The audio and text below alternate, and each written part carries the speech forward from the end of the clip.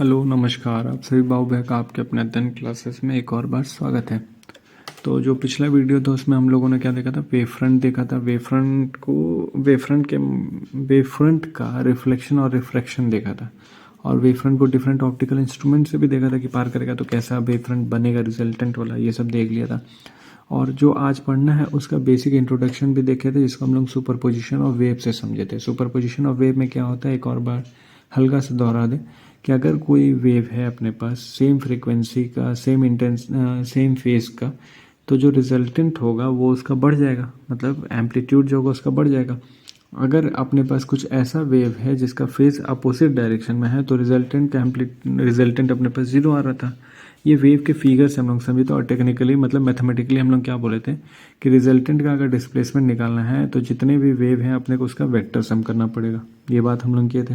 अब उसी के मदद से हम लोग को समझना है इंटरफेरेंस ऑफ लाइट। अब देखो नाम क्या है, इंटरफेरेंस ऑफ लाइट। हाँ, जो नाम है उसी को समझ है। इंटरफेरेंस मतलब एक दूसरे के काम में टांग अड़ाना। तो लाइट भी जब एक दूसरे के काम में टांग अड़ाएगा तो इंटरफेरेंस करा। लेकिन यहाँ पे इंटरफेरेंस किसका कर देखना अपने को, लाइट का। मतलब लाइट आपस में इंटरफेयर करेगा। अब जैसे देख लो, तुम लोगों को यहाँ दिख रहा होगा व्हाइट लाइट है, अब इसके साथ कौन सा दूसरा लाइट हम ले आएंगे तो इंटरफेयर करेगा, तो ग्रीन लाइट ले आते इंटरफेयर कर। तो ये ऐसा बात नहीं है इंटरफेरेंस में हमको क्या करना है, इसी व्हाइट लाइट को, जो व्हाइट लाइट तुम लोग को यहाँ दिख रहा है, ये तो मतलब वाइट दिख रहा है ना, तो वाइट लाइट की वजह से दिख रहा है। तो ये जो वाइट लाइट है, इसी वाइट लाइट को हम लोग को इसी वाइट लाइट से हम लोग दो लाइट वे रे निकालेंगे, लाइट वेव निकालेंगे, फिर उसका इंटरफेरेंस कराएंगे। मतलब सोर्स सिंगल सोर्स रहेगा, सिंगल सोर्स से हम लोग इंटरफेरेंस करेंगे। कैसे होगा तो अभी समझ लिया जाएगा, लेकिन उससे पहले इसका डेफिनेशन लिख लेते हैं। तो डेफिनेशन ये हो जाएगा कि जब दो लाइट है अपने पास और यहाँ पे लाइट वेव बोलेंगे, कंडीशन याद रखना, दो लाइट वेव है किसके साथ, when two light wave of travelling in the same direction. पहला कंडीशन, कहाँ ट्रैवल करना चाहिए, travelling in the same direction with same frequency. मतलब लाइट वेव है, सेम डायरेक्शन में चल रहा, सेम फ्रीक्वेंसी के साथ, with constant phase difference. Constant phase difference मतलब लगातार उसमें जो डिफरेंस हो, एक फिक्स वैल्यू का डिफरेंस हो, वेरी ना करता रहे डिफरेंस। तो कांस्टेंट फेज डिफरेंस, इस मतलब ऐसा अगर कोई सोर्स है तो उसको हम लोग बोलते हैं कोहेरेंट सोर्स। ये शब्द को याद रखना, कोहेरेंट सोर्स। तो अगर कहीं पे कोहेरेंट सोर्स बोला जाएगा तो मतलब इतनी बात वो अपने आप में कर रहा, क्या कि लाइट वेव है जिसके पास सेम फ्रीक्वेंसी है लेकिन जो फेज डिफरेंस है वो कांस्टेंट है। तो ऐसे सोर्स को हम लोग बोलते हैं कोहेरेंट सोर्स, इतना याद रखना। ठीक है, तो क्या बात हो गया, दो लाइट वेव है travelling in the same direction with same frequency with a constant phase difference, जिसको हम लोग क्या बोलते हैं, कोहेरेंट सोर्स। दे अब वो दोनों जो लाइट वेव है वो एक दूसरे पे सुपर इम्पोज करता है।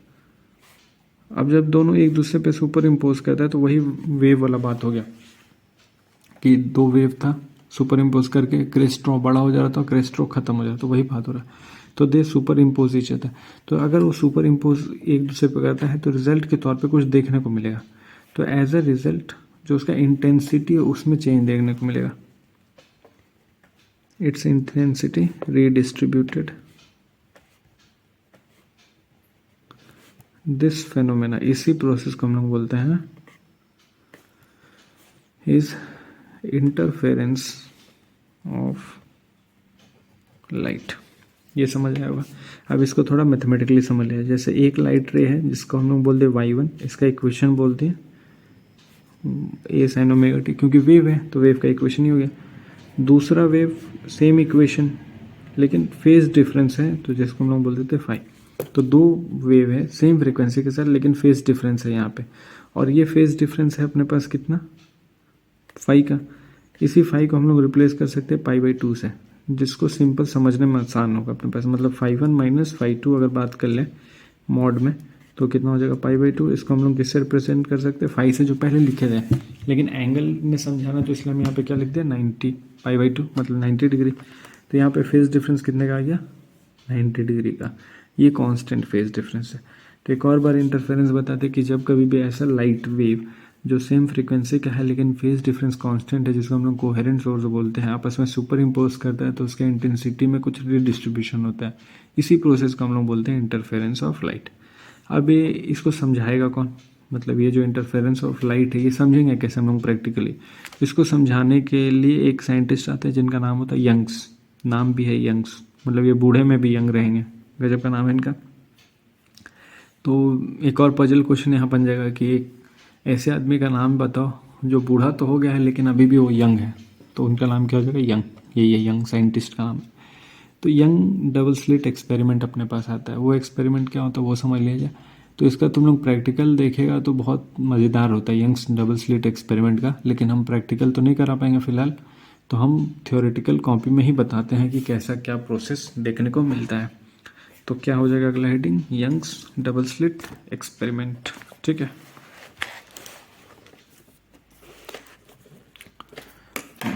हेडिंग डाल देते हैं यंग्स डबल स्लिट एक्सपेरिमेंट। इसको समझना बहुत मज़ेदार है, इंटरेस्टिंग चीज़ है। देखो डबल स्लिट क्यों बोले, क्योंकि दो छेद लेना अपने को, तो दो छेद ठीक है, ये एक हो गया छेद, और अब जो नाम है वो आएगा।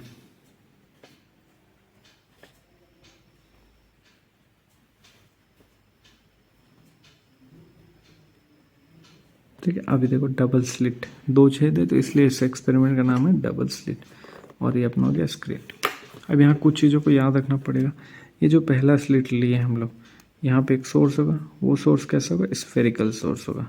तो ये अपने पास लाइट सोर्स, अब इसमें लाइट रे निकलेगा, ये लाइट रे निकल रहा है, स्फेरिकल वेव फ्रंट निकलेगा, इतना तो मालूम है। अब वो लाइट रे यहाँ से पार करेगा, तो जैसे यहाँ से एंटर करेगा तो वो जो वेव फ्रंट एंटर करेगा वो भी स्फेरिकल वेव फ्रंट एंटर करेगा। अब यहाँ पे हम दो बना रहे हैं, एक डार्क बना रहे हैं, एक डॉटेड बना रहे हैं। तो जो डार्क बना रहे हैं वो क्रेस्ट है, जो डॉटेड बना रहे हैं वो ट्रॉ है। ठीक है, ये क्रेस्ट है, ये ट्रॉ है। तो देखो लाइट एंड जा रहा है, ये समझ आ रहा होगा। यहाँ से लाइट रे निकला, पहले स्लिट को पार किया, पहला जो अपने पास बोर्ड है उसको पार करेगा, तो यहाँ जो छेद है छोटा सा उससे लाइट रे एंटर करेगा, तो वेव के फॉर्म में एंटर करेगा, वो भी स्फेरिकल वेव फॉर्म में। अब सेम यहाँ पे दो छोटा छोटा छेद है। अब यहाँ अब देखो ये हुआ क्यों, क्योंकि सिंगल सोर्स को हम लोग दो अलग अलग सोर्स में चेंज कर देंगे, और ये दोनों सेम सोर्स से निकला है तो इसका फ्रीक्वेंसी सेम होगा लेकिन फेज अलग अलग हो जाएगा। तो ऐसा सोर्स पाने के लिए, जैसे अभी हम लोग बात करते हैं इंटरफेरेंस, इंटरफेरेंस में एक ग्रीन लाइट और एक रेड लाइट ले आ देंगे, ये इंटरफेरेंस नहीं है। इंटरफेरेंस हम लोग को ऐसे लाइट का कराना था जिसका फ्रीक्वेंसी सेम होना चाहिए। तो फ्रीक्वेंसी सेम होने के लिए हम सेम सोर्स को ले सकते हैं, तो उसी सेम सोर्स को लिया गया है, लेकिन सेम सोर्स से हम लोग दो लाइट रे ऑब्टेन करेंगे, दो लाइट वेव ऑब्टेन करेंगे, इसीलिए डबल स्लिट है अपने पास। तो जैसे देखो ये लाइट आया, यहाँ पे एक एंटर किया, यहाँ पे दूसरा एंटर करेगा। तो सबसे पहले इस लाइट वेव को ऐसे तोड़ा गया है जहाँ पे अपने को लाइट वेव मिला है जिसका कुछ फ्रीक्वेंसी होगा, कुछ फेज डिफरेंस होगा।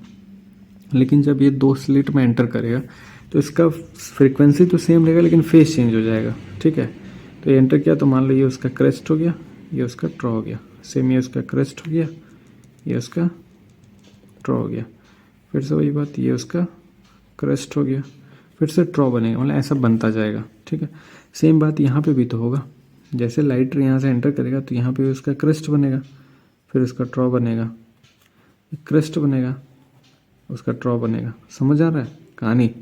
तो अब देखो ये एक लाइट वेव था, दूसरा लाइट वेव, दोनों एक दूसरे को मिल रहा है क्या, इस पॉइंट पे मिल रहा।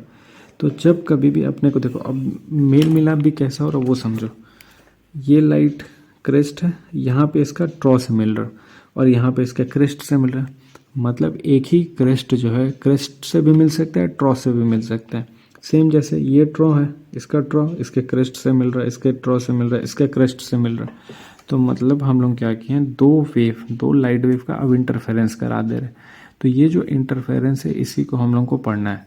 अब इसी इंटरफेरेंस के वजह से क्या होता है ना, अपने को फ्रिंजेस देखने को मिलता है। वो फ्रिंज क्या होता है, जैसे मान लो ये अपने पास स्क्रीन है, ये वाला अपने पास स्क्रीन है, और इसको हम कितने दूरी पर रखे हैं, कैपिटल D डिस्टेंस पर रखे हैं फ्रॉम द डबल स्लिट। और डबल स्लिट में जो आपस में दूरी है उसको हम लोग बोलते हैं स्मॉल d। ये जो डिस्टेंस है स्मॉल d। अब ये जो स्मॉल d है और ये जो कैपिटल D है, इसका दूरी याद रखना पड़ेगा। तो ये जो कैपिटल D है, मतलब जहाँ पे डबल स्लिट है उससे स्क्रीन का जो दूरी है 1 मीटर से 2 मीटर का दूरी होता है, और ये जो स्मॉल d का दूरी है वो 1 mm से 2 mm होता है। ठीक है, ये डिस्टेंस याद रखना। ये 1 mm से 2 mm के बीच में होता है, कैपिटल टी 1 मीटर से 2 मीटर के बीच में होता है। अब हुआ क्या, इंटरफेरेंस हो गया। अब इंटरफेरेंस होने के बाद अपने को जो मिलता है स्क्रीन पे वो कुछ मज़ेदार मिलता है।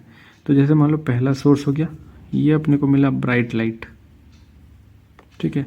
उसके बाद अपने को मिलता है डार्क लाइट, फिर अपने को मिलता है ब्राइट लाइट, फिर अपने को मिलता है डार्क लाइट। तो ये हो गया डार्क, ये हो गया डार्क, ये ब्राइट, फिर डार्क, फिर ब्राइट, फिर डार्क, फिर ब्राइट, फिर डार्क। मतलब देखो ये ब्राइट हुआ, फिर अपने को मिला डार्क लाइट, फिर अपने को मिला ब्राइट, फिर अपने को मिला डार्क। मतलब अल्टरनेटली अपने को bright dark, bright dark, bright dark. तो अल्टरनेटली अपने को कुछ फ्रिंजेस देखने को मिलता है। तो वहाँ पे जो पैचेस बनता है, जो फ्रिंज बनता है, एक डार्क होता है तो एक ब्राइट होता है, एक डार्क होता है तो एक ब्राइट होता है। मतलब अल्टरनेटली ऐसे बनते चलता है। ये कुछ अलग, कुछ इंटरेस्टिंग देखने को मिला। अब ये बनता क्यों है, तो ब्राइट लाइट वहाँ पे बनता है जहाँ पे दोनों आपस में वेव मिलता है। दोनों वेव मिलने का मतलब दोनों का क्रेस्ट आपस में मिलेगा, दोनों का ट्रॉ आपस में मिलेगा, तो वहाँ पे अपने को ब्राइट लाइट देखने को मिलता है। और जब एक का क्रेस्ट एक का ट्रॉ मिलता है तो वहाँ पे अपने को डार्क लाइट देखने को मिलता है। तो कुछ ऐसा अल्टरनेट अपने पास फ्रिंजेस देखने को मिलते हैं। और ये अल्टरनेट फ्रिंजेस क्यों देखने को मिल रहा है, क्योंकि यहाँ पे इंटरफेरेंस हुआ है। तो जब कभी same frequency different phase light का इंटरफेरेंस हम लोग कराएंगे तो कुछ ऐसा फ्रिंज देखने को मिलता है। ये फ्रिंज किसके द्वारा ले आया गया था, यंग्स डबल स्लिट एक्सपेरिमेंट में। अब इन्हीं सब बातों हम लोग को इंग्लिश में लिखना पड़ेगा, तो हम लिख लेते हैं इंग्लिश में इन्हीं सब बातों को। ठीक है, दिख रहा होगा, दिख तो रहा है। तो सबसे पहले क्या हुआ अपने पास, डायरेक्ट बात करें यहाँ से।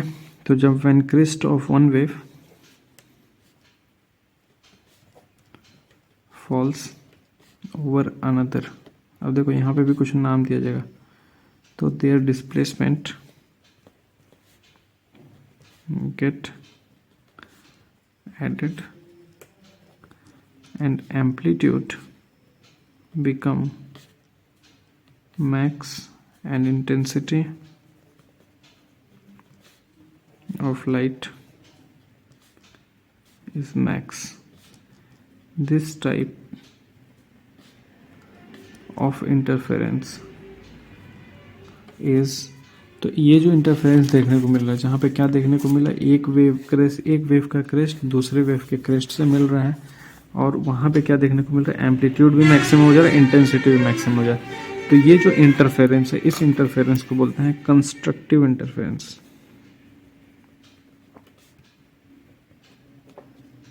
ठीक है, जबकि अगर उल्टा कुछ देखने को मिले, मतलब क्रेस्ट एक वेव का और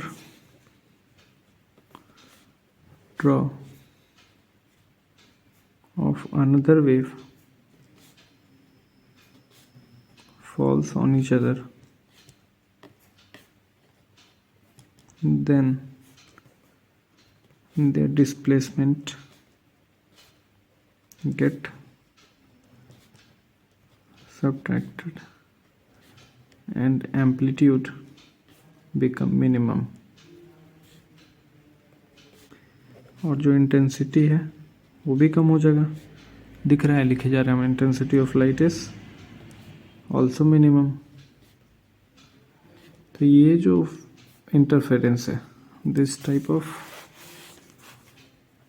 इंटरफेरेंस इज, तो इस टाइप के इंटरफेरेंस को बोलते हैं डिस्ट्रक्टिव इंटरफेरेंस।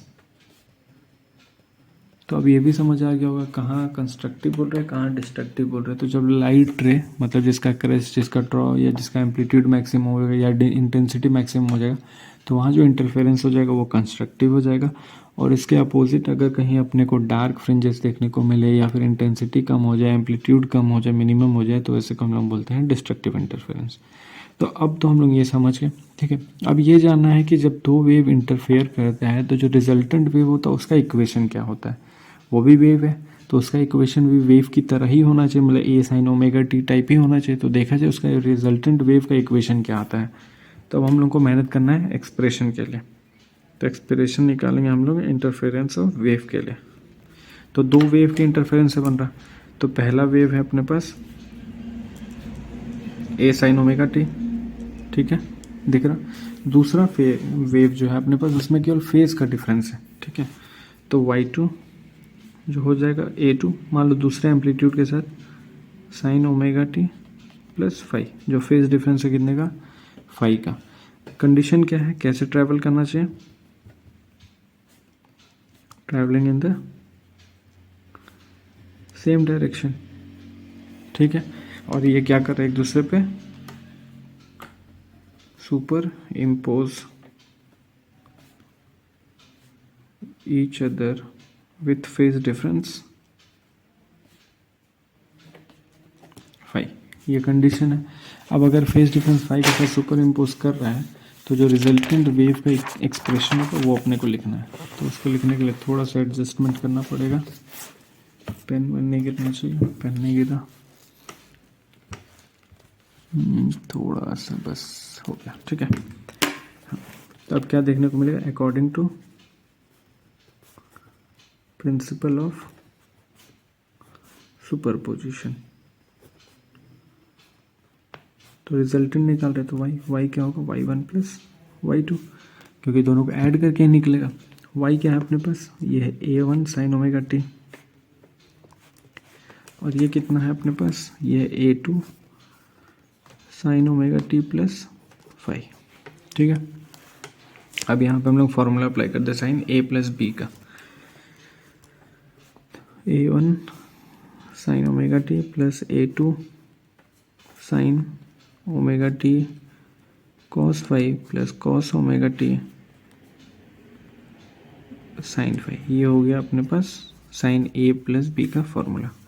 अब a1 को साइन ओमेगा टी के साथ है, a2 को अगर मल्टीप्लाई कर देंगे तो a2 sine omega t cos five plus a2 cos omega t sine five.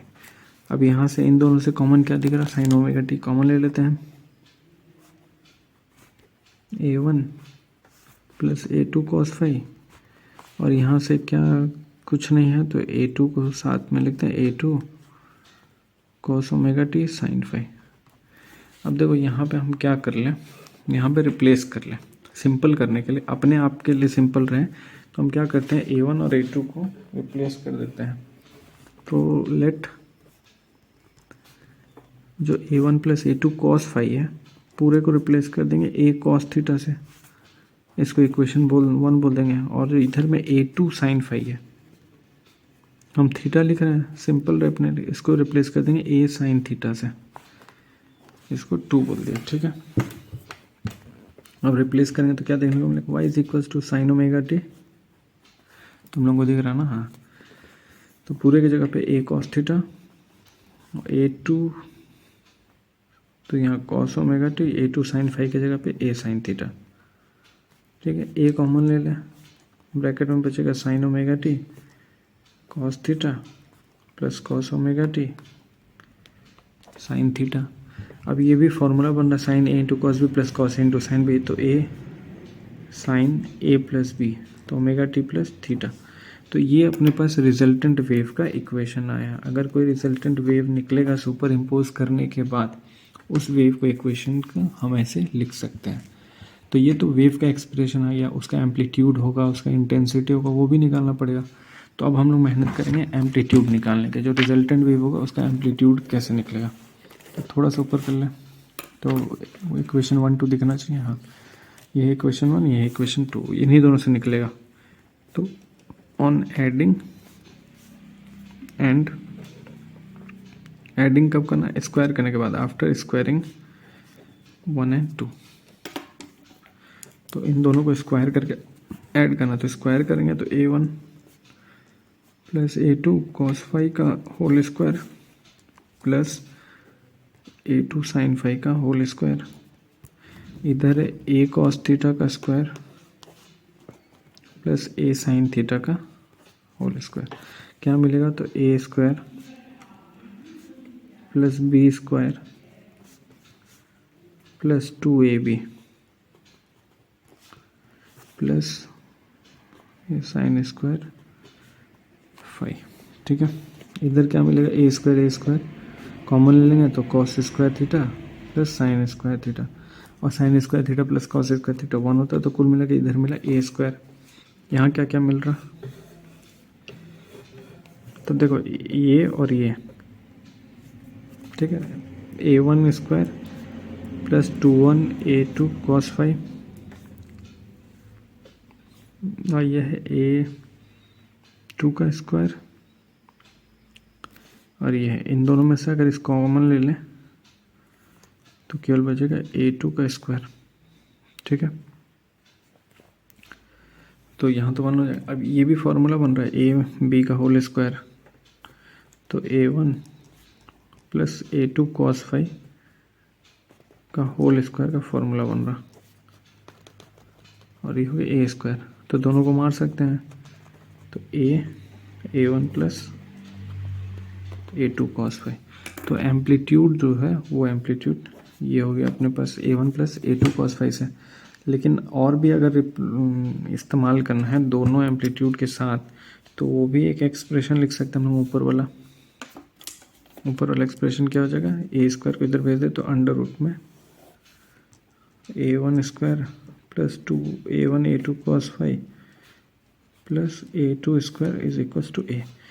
तो एक एक्सप्रेशन ये भी मिल गया अपने को, अच्छा ये दिख नहीं रहा, एक एक्सप्रेशन ये भी मिल गया अपने को एम्पलीट्यूड का, ठीक है। अब हम लोग बात कर लेते हैं इंटेंसिटी के बारे में कि इंटेंसिटी कैसे निकलेगा। तो इंटेंसिटी को भी देख लिया जाए भाई, कुछ छोड़ना नहीं है, सब कंप्लीट करके जाना है, ठीक। इंटेंसिटी यहीं हो जाएगा। तो इंटेंसिटी निकालने के लिए एक एक्सपेरिमेंट का इस्तेमाल किया गया, एक्सपेरिमेंट रिजल्ट का। तो एक्सपेरिमेंटली जो अपने पास रिजल्ट होता है इंटेंसिटी के लिए, तो intensity directly proportional to A square होता है, ठीक है। अब यहाँ पे हम इसको रिप्लेस कर सकते हैं के ए स्क्वायर से, मतलब आई के जगह पे क्या लिख सकते हैं, के ए स्क्वायर। तो यहाँ पे दो एम्पलीट्यूड है, तो एक बार I1 के A1 स्क्वायर हो जाएगा और एक बार I2 हो जाएगा एम्पलीट्यूड सेकेंड के लिए, कांस्टेंट तो सेम ही रहना।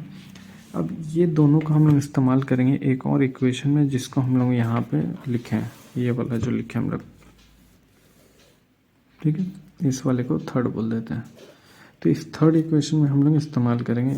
अब कैसे इस्तेमाल करेंगे, तो थर्ड इक्वेशन में के का मल्टीप्लाई कर देते हैं, ठीक है। थर्ड इक्वेशन दिख रहा होगा, अभी भी दिख रहा होगा, हाँ, तो थर्ड इक्वेशन दिख रहा है।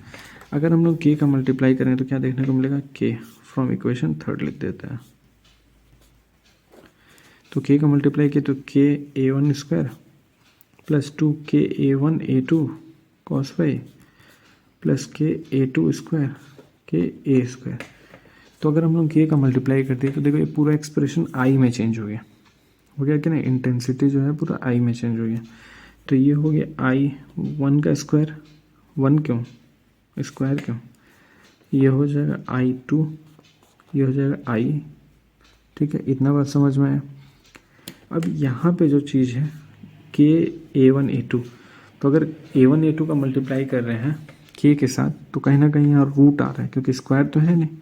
तो जब मतलब अच्छा देखो ऐसे समझ लो, 2 रूट के A1 रूट के A2 लिख सकते हैं ना कॉस फाइव के साथ। तो ये जो चीज़ है ये क्या है अपने पास, रूट आई है। ये जो चीज़ है ये भी रूट आई है, लेकिन एक बार I1 है एक बार I2 है। तो मतलब I1 plus 2 root I1 root I2 साथ में cos five plus I2 is equals to I, दिख नहीं रहा।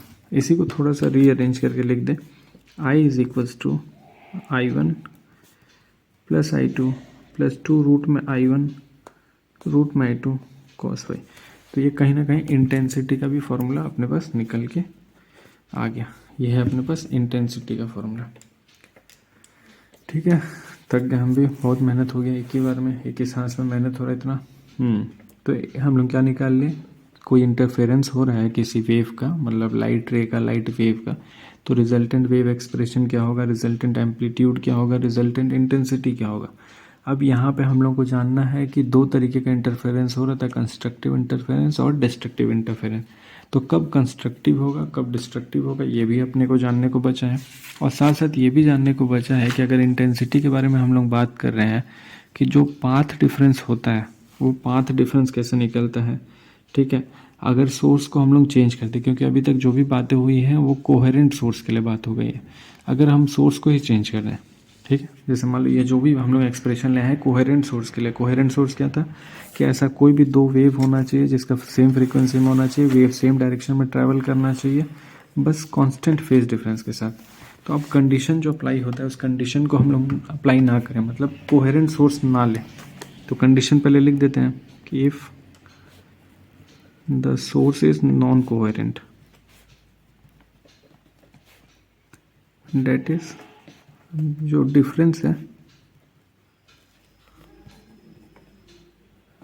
फेज और फ्रीक्वेंसी ऑकर, ठीक है, मतलब जो फेज का डिफरेंस है वो भी वेरी करने लगे या फिर डिफरेंट फ्रीक्वेंसी वाला कोई अपने पास वेव मिल जाए तो उसको हम लोग बोलते हैं नॉन कोहेरेंट सोर्स। इस केस में क्या हो जाएगा, तो इस केस में इंटेंसिटी जो है हम लोग निकाले हैं वो क्या होगा I1 plus I2 plus root में I1 I2 cos Y. Intensity तो यही रहना है, इंटेंसिटी में कोई चेंजेस नहीं है, लेकिन जैसे ये था इंटेंसिटी, लेकिन अगर इसी चीज़ को हम लोग वेरिएबल क्वांटिटी, मतलब यहाँ पे वेरी करने वाला चीज़ क्या है, हम लोग जैसे बोले हैं कि नॉन कोहेरेंट सोर्स ले लेंगे तो फेज में चेंज ले आएंगे, फेज में चेंज ले आने का मतलब क्या चेंज होगा, केवल ये वाला जो पार्ट है वो चेंज होगा, क्यों, इसके वजह से। तो यहाँ जो वेरिएबल क्वांटिटी है, जो वेरिएबल क्वांटिटी है इंटेंसिटी में वो है 2 रूट में I1 I2 कॉस वाई, वो भी क्यों है, केवल फाई की वजह से। तो अगर जो फाई है वो वेरिएबल है,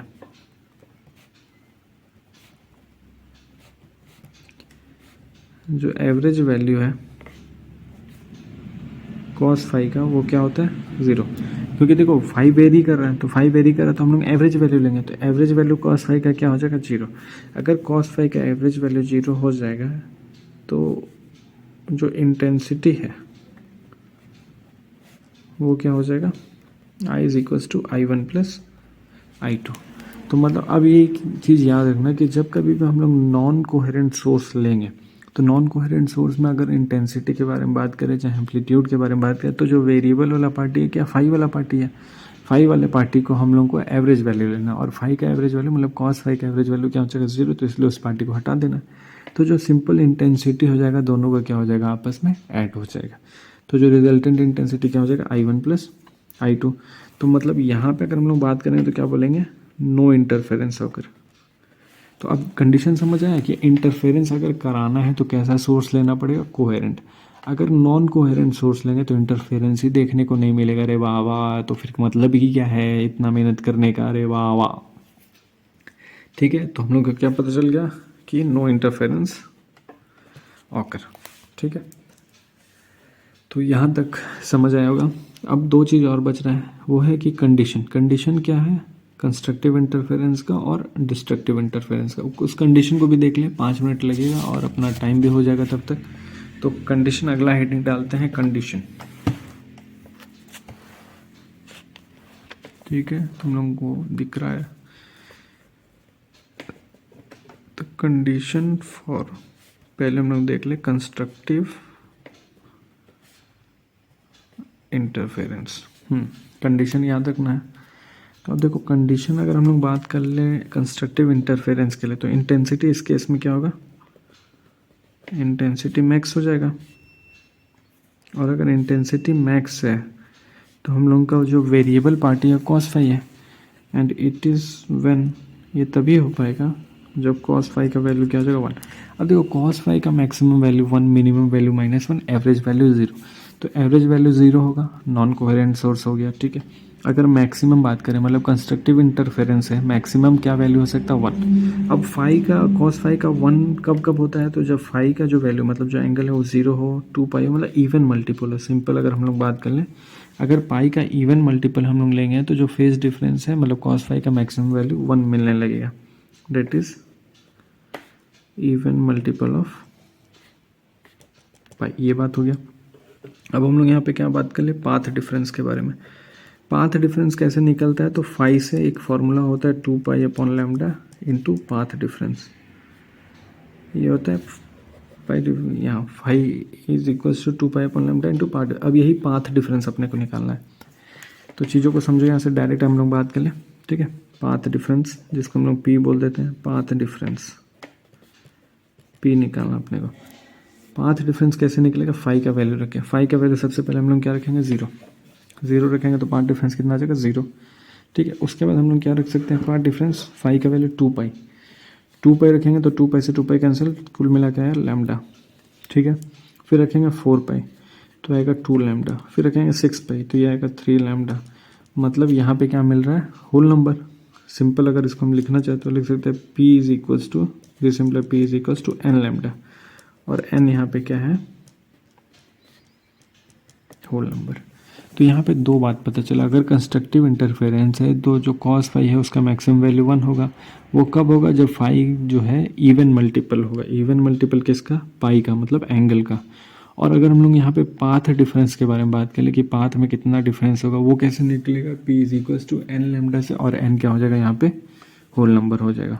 तो उम्मीद करते हैं यहाँ तक हुआ होगा। अब ऐसे ही हम लोग निकाल लें डिस्ट्रक्टिव इंटरफेरेंस का कंडीशन। ठीक है, तो थोड़ा सा ऊपर कर लें इसको और कोशिश करेंगे यहीं पे इसी पेज में सारा निपटा दें। ठीक है, तो अब क्या है, फॉर डिस्ट्रक्टिव इंटरफेरेंस। अब देखो इतना पता चल गया कि डिस्ट्रक्टिव इंटरफेरेंस है मतलब इंटेंसिटी मिनिमम। तो यार इंटेंसिटी इज मिनिमम, और ये कब होगा, जब कॉस फाई का वैल्यू क्या हो जाएगा, -1। ये कब होगा, जब फाई का वैल्यू क्या हो जाएगा, ऑड मल्टीपल पाई, 3 पाई, 5 पाई, मतलब phi is odd multiple of pi, odd multiple of pi. ये पता चल गया। जो वहाँ था वही यहाँ पे भी, हम लोग यहाँ पे भी क्या निकालेंगे, पाथ डिफरेंस। डायरेक्ट निकाल दे रहे क्योंकि फॉर्मूला है। और देखो पाथ डिफरेंस निकालने के हम लोग को फाई का वैल्यू रखना पड़ेगा। तो यहाँ पे जो आएगा λ/2, 3 हम डायरेक्ट कर दे रहे हैं क्योंकि ऊपर मेरे पास फार्मूला है यहाँ पे, यहीं पे हम सॉल्व करके कर दिए। तो तुम लोग एक बार ट्राई करना। तो ये कुछ ऐसा देखने को मिलेगा, मतलब λ/2 कॉमन है, लेकिन आगे देखे तो 1 है, 3 है, 5 है, तो मतलब ऑड मल्टीपल देखने को मिला। तो P is equals to odd multiple of λ/2, ये देखने को मिला। इसको अगर उस जनरल फॉर्म में लिखना, जैसे P is equals to n lambda लिखा था, ऐसे जनरल फॉर्म में लिखना, तो यहाँ लिखेंगे 2n-1 λ/2। ये हो गया जनरल फॉर्म पाथ डिफरेंस का। पाथ डिफरेंस का जनरल फॉर्म हो गया 2n-1 λ/2। तो यहाँ तक कोई दिक्कत नहीं, यहाँ तक वहाँ भी किया, ये भी हो गया। और n क्या है, n यहाँ पे भी क्या हो जाएगा, होल नंबर। 1 लेंगे, 2 लेंगे, तो अपना कहानी होता जाएगा। अब दोनों केस में, जैसे यहाँ पे हम लोग बात कर ले इंटेंसिटी मैक्सिमम होता था तो आई मैक्स, इस केस में क्या होगा, कॉस फाई का वैल्यू 1 हो जाएगा। जैसे I1 + I2 + 2 root I1 I2 cos phi, तो इसका वैल्यू 1 हो जाएगा। तो ये मिलेगा I1 I2 + 2 रूट में I1 I2, और ये है फॉर्मूला I1 + I2 का होल स्क्वायर का। तो ये हो गया आई मैक्स। ऐसे अगर हम लोग बात कर ले आई मीन सिमिलरली, मतलब डिस्ट्रक्टिव इंटरफेरेंस में, तो वो होगा I1 - I2 का होल स्क्वायर। ठीक है, कोई दिक्कत नहीं, लेकिन ये रूट के साथ ना यार, रूट का है तभी तो ये होल स्क्वायर है रूट में।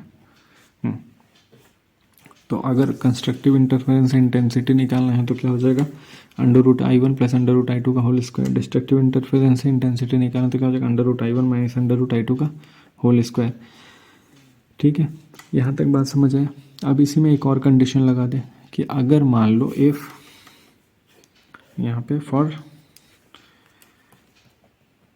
I1 = I2 = I0, मतलब दोनों जो इंटेंसिटी है अलग अलग लाइट को उसको सेम कर दें, उसको क्या कर दें, I0। तो इस केस में क्या देखने को मिलेगा, तो यहाँ पे भी I0, यहाँ पे भी I0, इन दोनों जगह भी I0। तो जो इंटेंसिटी है वो क्या हो जाएगा, 2I0, क्योंकि दोनों ऐड हो जाएगा। और यहाँ पे होगा I0 मतलब रूट हट जाएगा, तो 2I0 cos फाई। यहाँ से 2I0 कॉमन ले ले तो 1 + cos फाई। तो अगर हम लोग कंडीशन लगा दें तो जो इंटेंसिटी आएगा फिर ये आ जाएगा, मतलब दो अलग अलग इंटेंसिटी थे I1 I2 को, उसको रिप्लेस कर दे I0 से।